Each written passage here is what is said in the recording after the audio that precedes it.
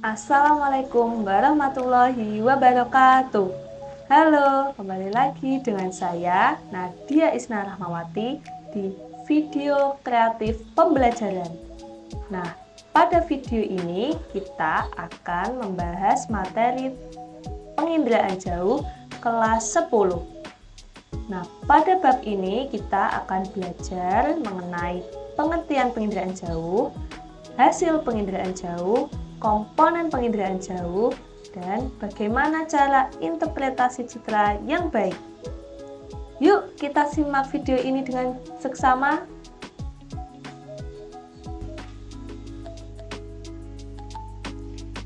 Ya, pada bab ini kita akan belajar tentang penginderaan jauh. Nah, sebelum kita mengulas materi, kita tentunya perlu tahu tujuan dari pembelajaran bab materi penginderaan jauh. Yang pertama, peserta didik dapat mengetahui pengertian penginderaan jauh. Kemudian yang kedua, peserta didik dapat mengetahui komponen penginderaan jauh dan hasil penginderaan jauh. Yang ketiga, peserta didik mampu melakukan interpretasi citra sesuai dengan unsur-unsur interpretasi citra. Nah, sebelum memasuki materi, kita juga perlu mengetahui peta konsep. Peta konsep yang pertama yaitu mengetahui pengertian penginderaan jauh, kemudian komponen PJ atau komponen penginderaan jauh, lalu hasil penginderaan jauh, dan yang terakhir interpretasi citra. Nah, pada interpretasi citra ini kita akan belajar bagaimana langkah atau cara melakukan interpretasi yang baik dan yang benar. Yuk kita lanjut ke apa itu penginderaan jauh. Nah, penginderaan jauh adalah ilmu, seni, atau teknik untuk memperoleh data atau informasi tentang fenomena geosfer tanpa kontak langsung dengan objek, melainkan melalui sensor. Nah, di sini Ibu garis bawahi tanpa kontak langsung dengan objek. Berarti kegiatan penginderaan jauh atau penginderaan jauh ini dilakukan dari jarak jauh dan tidak bersentuhan dengan objek, melainkan menggunakan perantara, yaitu sensor. Ya, ingat-ingat ya, tanpa kontak langsung dengan objek. Nah, selanjutnya kita akan belajar tentang komponen PJ. Nah, komponen PJ ini ada 5 komponen. Komponen yang pertama yaitu sumber tenaga. Nah, sumber tenaga meliputi sumber alamiah dan buatan. Alamiah atau disebut dengan sistem pasif, maka sumber tenaganya adalah matahari atau sumber tenaga alami. Kemudian ada sumber tenaga buatan atau disebut juga dengan sistem aktif, yaitu menggunakan sinar buatan. Nah, komponen PJ yang kedua ada atmosfer. Apa itu atmosfer? Atmosfer adalah lapisan yang menyelimuti planet bumi yang mengandung gas-gas yang dapat melambatkan gelombang elektromagnetik. Nah, komponen selanjutnya ada interaksi tenaga dengan objek. Merupakan sasaran yang akan direkam dalam proses penginderaan jauh.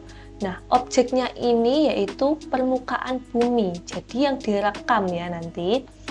Nah, kemudian komponen yang keempat ada wahana dan sensor. Nah, apa itu wahana? Wahana adalah tempat untuk menempatkan sensor. Apa itu sensor? Sensor merupakan alat perekam objek-objek permukaan bumi. Nah, wahana itu adalah tempat untuk meletakkan sensor. Nah, sensornya itu adalah alat perekamnya untuk merekam objek-objek kenampakan permukaan bumi. Nah, kemudian komponen yang terakhir ada citra. Citra adalah gambaran objek yang tampak pada cermin melalui lensa kamera atau tampak langsung pada hasil cetakan. Nah, citra ini adalah hasil dari penginderaan jauh. Citra dibagi menjadi 2, yaitu citra foto dan citra non-foto.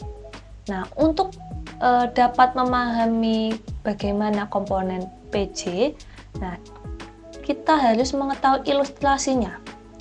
Nah, di sini sudah ada gambaran ilustrasi komponen penginderaan jauh. Nah, di sini ada sumber tenaga berupa matahari, tenaganya. Kemudian tenaga matahari menyinari permukaan bumi. Objek-objek permukaan bumi di sini ada apa saja? Ada area permukiman, ada jalan, ada tanah liat, rumput, air atau ya sungai, danau seperti itu. Kemudian ada hutan. Nah, seluruh objek kenampakan permukaan bumi ditangkap oleh wahana. Nah, di sini wahananya adalah sensor. Di sini wahananya adalah satelit. Dalam satelit terdapat sensor. Sensor tadi apa? Sensor untuk merekam permukaan bumi, gambaran atau objek permukaan bumi. Kemudian setelah ditangkap oleh sensor, data tersebut diterima di stasiun bumi. Nah, setelah diterima stasiun bumi, kemudian data diolah melalui fasilitas pengolahan data. Kemudian dihasilkan hasilnya citra. Citra kemudian dilakukan sistem analisis citra. Nah, setelah dilakukan analisis citra, kita mendapatkan informasi. Nah, kemudian informasi ini berguna untuk pengguna atau aplikasi. Pengguna itu siapa? Ya, pengguna itu adalah manusia.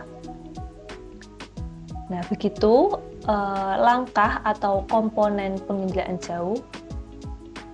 Kita lanjut ke komponen PC. Nah, ini adalah lebih rincinya, sumber tenaga. Sistem pasif itu menggunakan tenaga matahari. Kalau sistem aktif itu menggunakan tenaga buatan, yaitu ini contohnya satelit. Kemudian ada objek. Nah, objek ini contohnya kenampakan alam yang ada di permukaan bumi. Tidak hanya alam, ada juga kenampakan permukaan bumi itu sebuah kota atau permukiman. Kemudian ada contohnya alam ini adalah gunung. Nah, wahana dan sensor, kemudian komponen selanjutnya. Nah, di sini ilustrasi di sini bisa ditangkap. Jadi semakin tinggi wahana dan sensor, maka luasan permukaan kenampakan bumi lebih luas ditangkap. Nah, ini contohnya adalah drone, kemudian ini pesawat, dan yang paling tinggi ini adalah satelit. Kemudian hasilnya berupa citra, ini contohnya. Kita lanjut ke hasil penginderaan jauh. Nah, hasil penginderaan jauh ini terbagi menjadi dua, tadi citra foto dan citra non-foto. Nah, citra foto ini contohnya terdapat 5, yaitu foto pankromatik adalah dibuat dengan menggunakan spektrum tampak mata, merah hingga ungu. Kemudian ada foto ortokromatik, adalah spektrum tampak saluran biru hingga hijau, panjang gelombangnya 0,4 sampai 0,56 mikrometer. Kemudian ada foto ultraviolet, adalah spektrum ultraviolet, panjang gelombangnya 0,29 mikrometer. Kemudian ada inframerah asli, adalah spektrum inframerah 0,9 sampai 1,2 mikrometer. Kemudian ada foto inframerah modifikasi, adalah spektrum inframerah dengan saluran merah hingga hijau. Nah, di sini ada contohnya terlihat. Nah, yang A ini adalah ultraviolet, yang B adalah ortokromatik, yang C adalah pankromatik, dan yang D adalah inframerah. Ini contoh citra foto ya. Nah, kita lanjut citra non-foto. Citra non-foto di sini ada 3. Yang pertama citra inframerah, citra yang dibuat dengan spektrum inframerah termal. Nah, perbedaan warna disebabkan karena adanya perbedaan suhu antar objek. Nah, di sini contohnya yang A, citra inframerah termal. Kemudian ada citra microwave dan citra radar, merupakan citra yang dibuat dengan spektrum gelombang mikro. Nah, ini contohnya yang B. kalau citra radar. Nah, yang terakhir ada citra satelit. Nah, citra ini dibuat dari antariksa atau luar angkasa. Nah, kita lanjut interpretasi citra atau kegiatan interpretasi citra. Apa itu interpretasi citra? Nah, interpretasi citra di sini dibagi menjadi dua kata, yaitu interpretasi dan citra. Apa itu interpretasi? Apa itu citra? Kita simak penjelasan berikut ini. Nah, ini adalah contoh citra, hasil penginderaan jauh berupa citra. Kegiatan interpretasi citra apa sih? Nah, interpretasi itu adalah penafsiran atau penerjemahan suatu gambar. Sedangkan citra adalah gambaran objek permukaan bumi. Nah, interpretasi citra adalah suatu kegiatan mengkaji hasil penginderaan jauh baik berupa foto maupun non-foto dengan cara mengidentifikasi dan menilai arti penting suatu objek. Ada tahapan sebelum kita melakukan interpretasi citra, ada 3 tahap, yaitu deteksi, identifikasi, dan analisis. Deteksi adalah pengamatan citra secara global, baik yang tampak maupun tidak tampak. Kemudian identifikasi adalah kegiatan untuk mengenali objek pada citra berdasarkan ciri yang terekam oleh sensor dengan alat berupa stereoskop. Kemudian ada tahap analisis, yaitu tahap pengumpulan keterangan lebih lanjut pada citra dengan menyimpulkan isi objek yang diamati. Nah, sebelum kita dapat melakukan interpretasi citra, kita perlu tahu unsur-unsur interpretasi citra. Nah, hal yang perlu diperhatikan saat interpretasi citra ada 9 unsur ini. Ada rona atau warna, bentuk, ukuran, tekstur, pola, bayangan, situs, asosiasi, dan konvergensi bukti. Nah, yang pertama adalah rona. Rona adalah tingkat cerah atau gelapnya objek pada citra. Nah, ini contohnya adalah jalan akan lebih gelap daripada tanah lapang. Nah, yang di kiri ini adalah jalan, yang saya garis merah ini jalan. Nah, ini lebih gelap daripada sisi permukiman. Kemudian lebih tegas dan lurus kalau jalan. Kemudian kalau yang satu ini ada yang tahu? Ya, ini adalah sungai. Contoh objek sungai. Sungai di sini cirinya tampak berkelok-kelok dan warnanya atau ronanya gelap. Dan di sisi sungai terdapat pohon atau vegetasi. Selanjutnya, bentuk. Unsur berikutnya ada bentuk. Bentuk merupakan pengenalan objek pada citra berdasarkan konfigurasi atau kerangka objek. Nah, contoh gedung sekolah yang umumnya menyerupai I, L, atau U. Nah, ini contoh ini yang di garis kotak ini. Ini contohnya adalah sekolah SMA 6 Surakarta.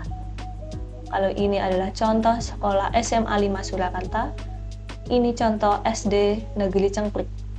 Nah, kita bisa lihat SD Negeri Cengklik di sini bentuknya menyerupai L.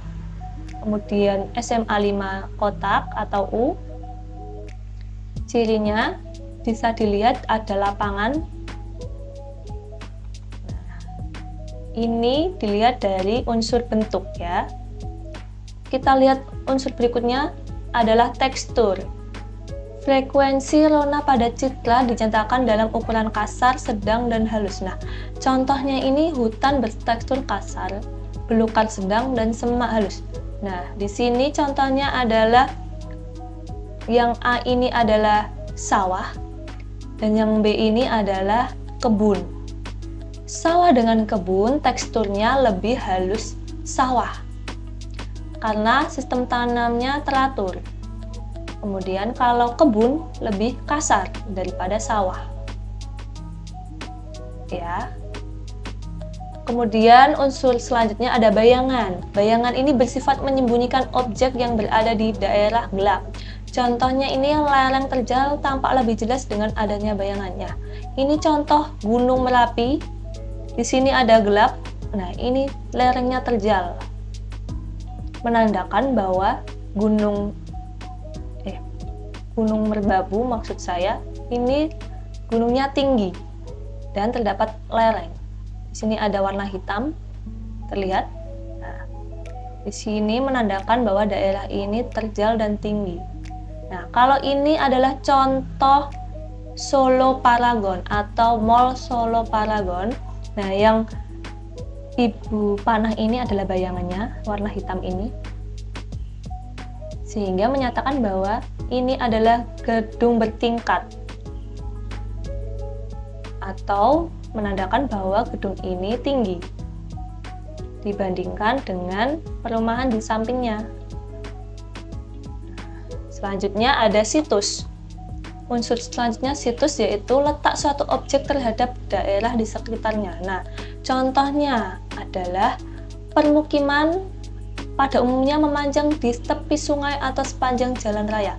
Nah, contoh pada citra ini permukiman cenderung memanjang di jalan raya atau sepanjang jalan raya, di tepi jalan raya. Nah, contohnya ini. Selanjutnya, unsur selanjutnya ada ukuran. Nah, ciri objek berupa jarak, luas, tinggi lereng, dan volume. Nah, contoh di sini ada lapangan olahraga atau lapangan sepak bola. Ini adalah contoh, yang kanan ini adalah contoh Stadion Manahan Solo. Selain dilihat dari ukurannya yang besar, warna juga terdapat ini, trek lari. Di sini terlihat. Nah, ini trek lari. Ukurannya juga luas. Selanjutnya, unsur berikutnya adalah pola. Pola merupakan susunan ruangan, merupakan ciri yang menandai banyaknya objek buatan manusia dan beberapa objek alamiah. Nah, di sini ada contoh permukiman yang teratur dan seragam. Ini contoh permukiman atau perumahan. Nah, dilihat dari atapnya ini sama, jenisnya sama, jalannya juga seragam. Nah, pola atapnya teratur, rapi. Nah, ini contoh citra yang menandakan wilayah pola, wilayah permukiman. Kita lanjut unsur asosiasi. Nah, unsur asosiasi ini keterkaitan antar objek yang satu dengan objek lain. Contoh ini adalah stasiun kereta api berasosiasi dengan jalan kereta api. Nah, di sini ada stasiun Purwosari. Nah, di sini rel kereta apinya. Jadi berasosiasi atau berkaitan dengan objek satu dengan objek yang lain. Di sini objek stasiun dan di sini objek jalan atau rel kereta apinya.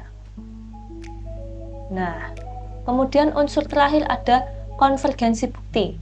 Konvergensi bukti adalah teknik interpretasi dengan menggabungkan beberapa unsur interpretasi untuk menemukan objek. Nah, contohnya mengidentifikasi suatu gedung, pabrik, atau rumah pada suatu citra, maka perlu menggunakan gabungan unsur-unsur interpretasi citra seperti bentuk, situs, asosiasi, dan ukurannya. Nah, di sini ada sebuah tebak-tebakan. Nah, sudah ada citra yang Ibu tampilkan. Coba nomor satu ini. Ini adalah sekolah. Dilihat dari bentuknya, ada lapangannya. Kemudian yang nomor 2 ini adalah lapangan. Dilihat dari ukurannya luas, warnanya. Kemudian nomor 3 ini adalah lahan kosong. Objek lahan kosong, dilihat dari warna. Kemudian nomor 4 ini adalah permukiman, lihat dari polanya yang seragam, atapnya yang sama. Kemudian yang nomor 5 ini adalah kebun. Dilihat dari warna, tekstur, ukuran. Kemudian yang 6 ini adalah sawah. Teksturnya halus, polanya tidak begitu teratur, warnanya hijau. Ya. Seperti itu cara interpretasi citra yang baik. Ya, dan sudah selesai pembahasan kita tentang bab materi penginderaan jauh. Terima kasih sudah menyimak video ini dengan baik dan sesama. Sampai jumpa. Wassalamualaikum warahmatullahi wabarakatuh.